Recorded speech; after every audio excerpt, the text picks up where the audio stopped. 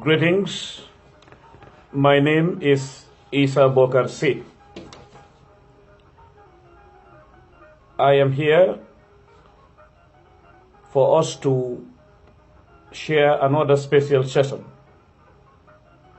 The theme before us today is the following. APRC, Armed Forces Provisional Ruling Council, now APRC, a demonic cartel using the cosmetics of democracy to change face. Its demonic side is dormant, but not yet extinct. Analysis by your brother APRC. We will proceed with the preamble. APRC is without doubt closer to being a sleeper cell, in quotes, within and outside the Gambia than a political animal searching for democratic pasture. That cartel is nothing more than a so-called party. It is walking on a thin line between party-sponsored terrorism and conducting a pure, in quotes, political campaign. APRC is vindictive and therefore did not change its Secretary General on purpose. It is closer to being a security threat than anything political. Of course, does not mean that it should be banned, but of course does not also mean that it should not be scrutinized. Tracking them, I mean APRC, from Banjul to Fonyi Brefet. There is a reason why I zoomed on Brefet, then to Fas Dakar, Switzerland, Belgium, United Kingdom, Scotland, United States of America, within the Gambian community of course, Guinea-Conakry, ultimately Malabo for now is in earnest. Ongoing investigations will reveal a lot more about APRC in due course, inshallah. I promised, and I do promise once again, that I will deliver, inshallah. Balagaba Jahumpa is quiet and has started seeing the light. Some APRC National Assembly members, former and present, I know have disowned the party in their hearts, but are yet to come out in the open. Now against April 6th or beyond, shocks that cannot be absorbed will definitely revisit their heart hurts. One African proverb says it this way, which is in Wolof. Mbejum kanam borom mokoy fajal bopam. Meaning, the person who received a slap on the face should be the very one to revenge and no one else. In the case of APRC party, these words fit them and their legacy most, and I will quote, still in Wolof. Semmenchi Bopa, Dr. Mokoy Fach Waye du Boucher, meaning when axed on the head, it is a doctor who can cure the wound, but not a butcher. Gambians, now the answer should come from you and no one else. Between the coalition come tactical alliance and the APRC, I believe, after what we have endured for 22 years, we all know who the butchers are. One more time, let me remind myself and each one of you out there that remorse, empathy, sympathy are not words in the APRC bank or store.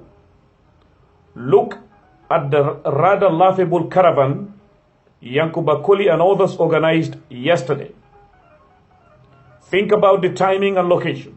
Of course, they know that they cannot do it everywhere in the Gambia. It came out when the new government announced that they have finally exhumed the remains of Solo Sanding for autopsy and then ultimately a proper burial. Instead of issuing an apology and condemn their party Secretary General's legacy, alongside announce his replacement, they are chanting his name with praises. Legally, strategically, and diplomatically speaking, any party that sings the praises of a serial killer like Yahya Jammeh is closer to being an organization of outlaws than a political party per se. The APRC leadership is definitely composed of killers who pose as guardians and the like, some of whom were directly answerable to Usman Sonko, and they know it. If Usman Sonko could be extradited back, it would definitely further authenticate anything I am writing here. He will mention names that will make some people jump out of their chairs or beds. Get him back from Bern, Switzerland, and see. Some of those campaigning for this cartel calling itself a political party were killers who used to operate under the cover of darkness. Some of those very killers still harbor killer instincts in them, which without doubt in my mind will ever remain in them. These are marauding agents of death who are closer to being a sleeper cell than propaganda machine for a political party. One clue is here. During the last 3 weeks or so, some people have been seeing two figures who keep appearing and reappearing in dance halls and nightclubs within the greater Banjul area, but these figures remain elusive. The person who spotted them was holidaying in the Gambia from the United States of America. They are believed to be Pakistani. And there are Turkish finding ways to fund some former APRC or Jammeh APRC party militants and former stalwarts. Follow the trend of those Turkish posing as car sellers in the Gambia and see more for yourself. APRC should not be viewed as any other party. I am sending a wake-up signal once again to the new team. Well, that's my duty, and that should be the duty of any concerned citizen. So don't say you have not been alerted. Closely monitor the activities of Yankuba Koli. If need be, Fabakary Tombong Jatta should tell us his position. Yankuba Baji, former NIA, is gone. Saul Baji, former State Guard, is gone. Musa Savage is gone. Now ask yourselves this question. How many remain within and outside the Gambia or working on that thin line between party-sponsored terrorism, which used to be state-sponsored terrorism until December 1st, 2016, and conducting pure democratic in quotes campaign? Who are the poles and moles in Belgium, Scotland, United States of America, within the Gambian community, of course? Senegalese intelligence and Gambian intel should come together on that. How about the caves at Manjai Kunda and Jeshua? These are not speculations. These are professional findings. I am not a journalist. Leaving APRC to operate and then cover itself with the cosmetics of democracy as a political party when everything goes within is definitely going to remain irresponsible if they are left to continue that way. Check the timing also when it comes to what was said about Yahya on Jeune Afrique, which I read and translated for you recently, as recent as yesterday at night. That is to say, him making it public that he wants to recycle himself as a farmer.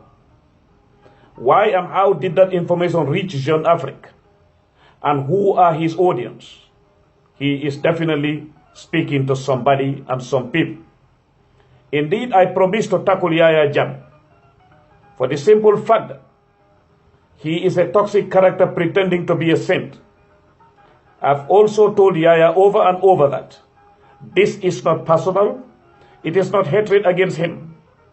It is to stand up against somebody who went way far away from betraying a cause that he is saying is representing. You are not going to stop Pan-Africanism and the philosophy of Pan-Africanism and be left alone, Yaya Jammeh. That's not going to happen.